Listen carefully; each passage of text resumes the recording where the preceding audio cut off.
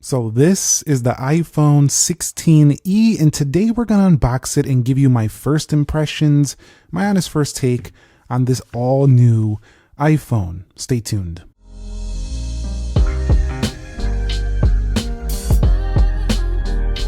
So what is up, guys? Nick here, helping you to master your technology, and welcome to my iPhone 16e unboxing and first impressions. Now, you can see by the logo that I did go with the white color. They made it very simple.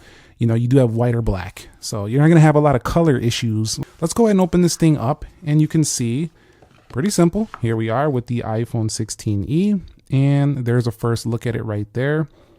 You'll see it is covered in this white paper thing on the front. You'll see over here on the left, we do have ourselves signifying the silent switch or action button, volume up and down, and then we have a power button on the right. And then right there, we'll just peel that off. Not very fantastic peel. I didn't really feel much. And you know what? It's so white on the back. I thought I was actually about to peel off another sticker. That's how white the back looks. So they did a really good job with making this truly look white. So if you don't like those like yellowish white or off-whites, you're really going to like the iPhone 16e. And there is the new 48 megapixel camera. Well, it's not really new, but you know, new for this phone, because those SE before this had a 12 megapixel, and you can crop in on that fusion sensor. So that's pretty cool, honestly. And then you'll have right here the flash. Now, I always really liked the single camera iPhones personally, just because I think they look really clean. But now with all these phones with multiple cameras, it's definitely not super exciting to look at in terms of like looking at it on a website. You're not gonna be like, oh my god, it has so many cameras. You'll see over here on the left, action button, and we do have the volume rockers. Now they're placed a little bit high, so I do think it might still be a reach for smaller hands.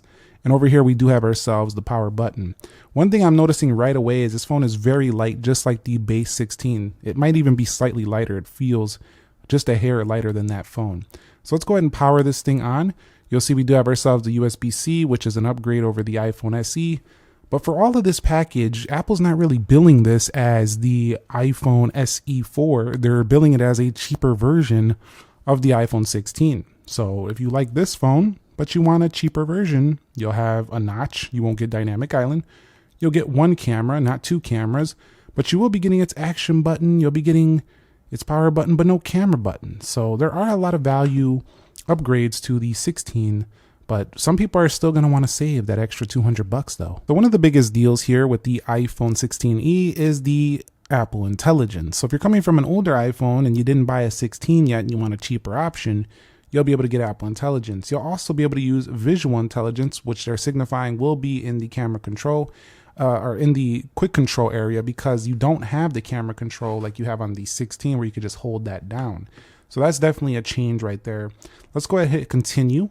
And then you'll see they're also showcasing the action button, which is customizable. You can change this between silent mode, focus, camera, flashlight, even the visual intelligence button you could put up there, an action button, recognize music, magnifier, etc.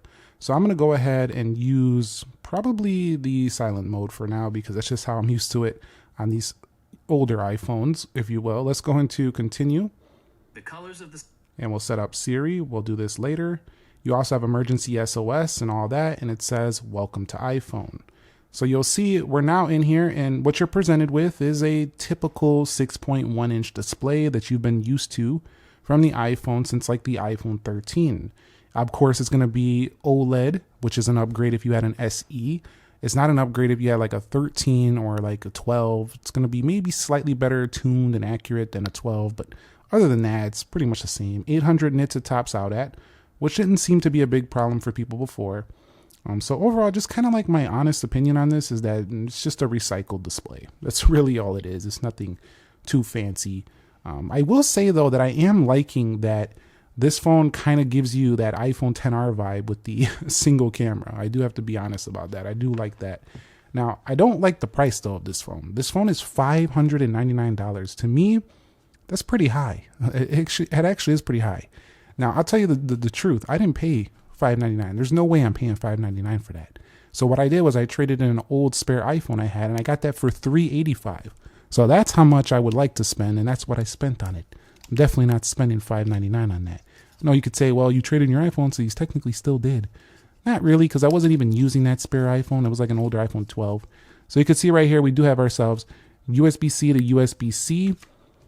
And then if we go over here, you'll see in the box, we do have one tiny warranty guide. So Apple further trying to get to basically no box. Eventually, they're just going to be shipping the phone without a box.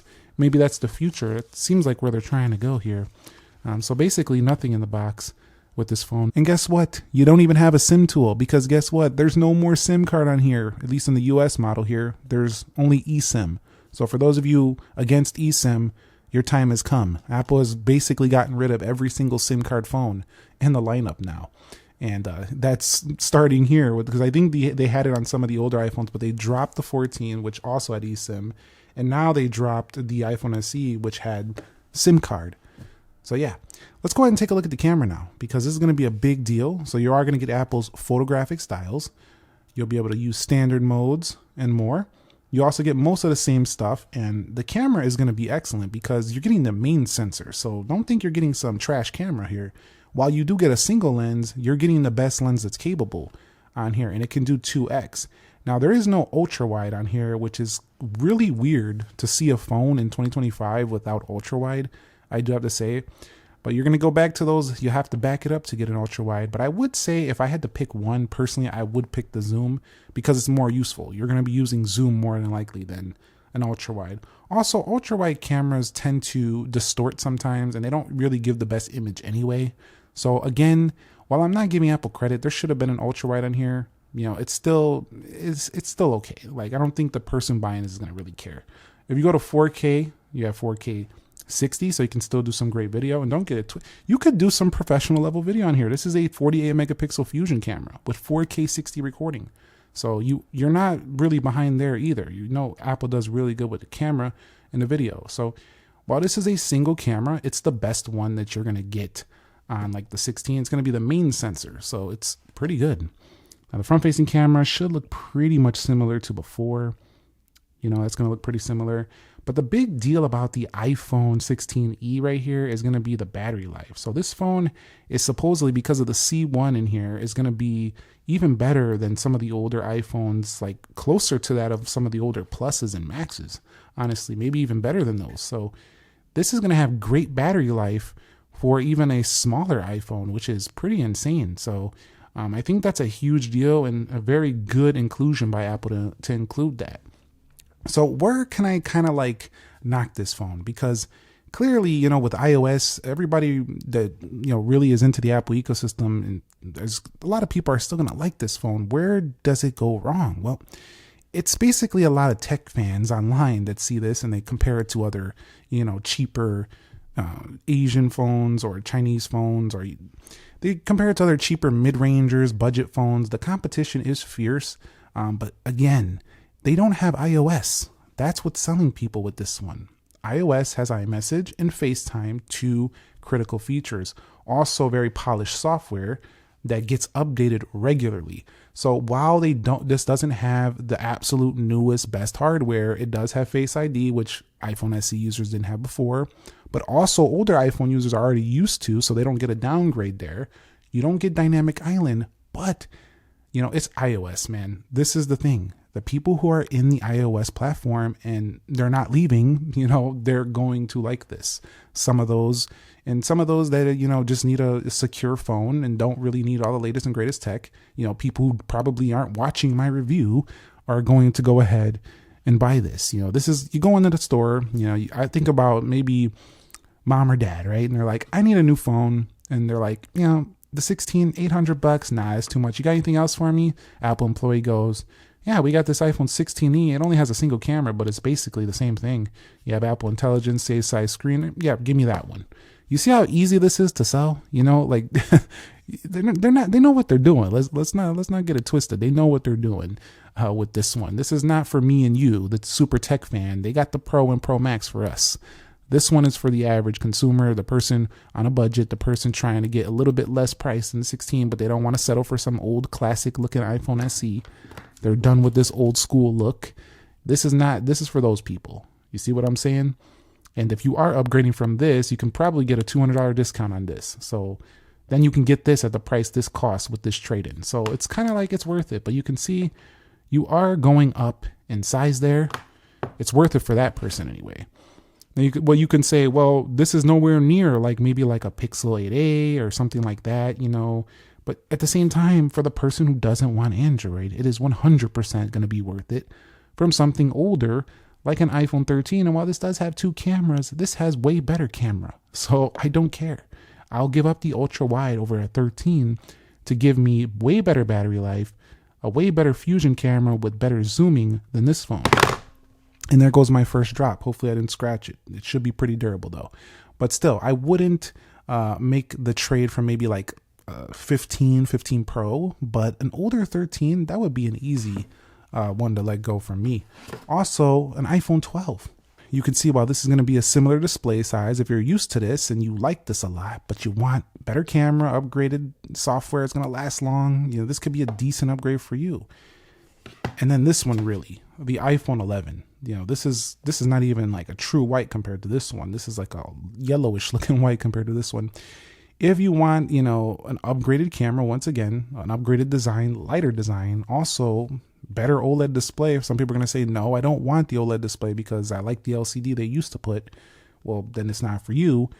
But there's a lot of upgrades here as well, Apple Intelligence and stuff. So, you know, if you go on the website too, they're also showing the comparisons to the older iPhones because they know a lot of people with pros are definitely not going to be super interested in this guy right here. And also, one of the cons is 60 hertz display for those of you who want promotion. A lot of people say they don't care. I personally at this price don't really care either because, you know, this is not a top tier flagship, and I understand some mid-rangers have it, but they also aren't running iOS, which is pretty smooth even on the 60 hertz. I know that's getting to become an old excuse.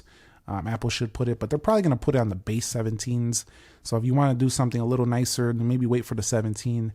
But yeah, at the end of the day, if you wanted to know my honest first impressions, it's light, it's simplistic, it's clean, it's minimal. It's at a reasonable price, but definitely not a good one. It's not a high value proposition with the price. I feel like it should have been $100 less, but you can easily get this for $100 less. Just trade in your old iPhone and be on your way at the price you wanted. So that's how I feel about it.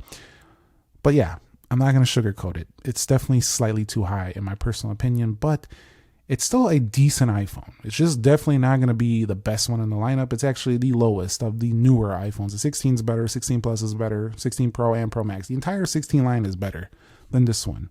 But this is still pretty solid, and it has one thing better than all of them, the C1, Apple's modem. But we'll see how that actually plays out when I test out the phone call quality and stuff like that. And a quick check, no damage from the drop. If you were wondering, dang, Nick, you just got this brand new unboxing going and you dropped the phone.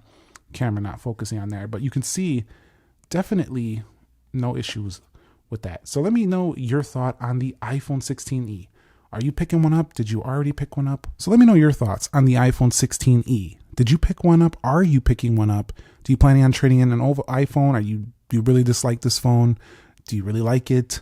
Let me know your thoughts down below, and stay tuned because we're going to do some speed test comparisons. We're going to do some other comparisons, and we're going to be covering this phone for a little while to give you a little bit more in depth on this device, because this is one of those where you probably need a few videos to really make your decision, as there are some sacrifices and cons. But stay tuned. We got some more content coming at it. I'll catch you on the next one. Nick here. Be sure to be well, and peace.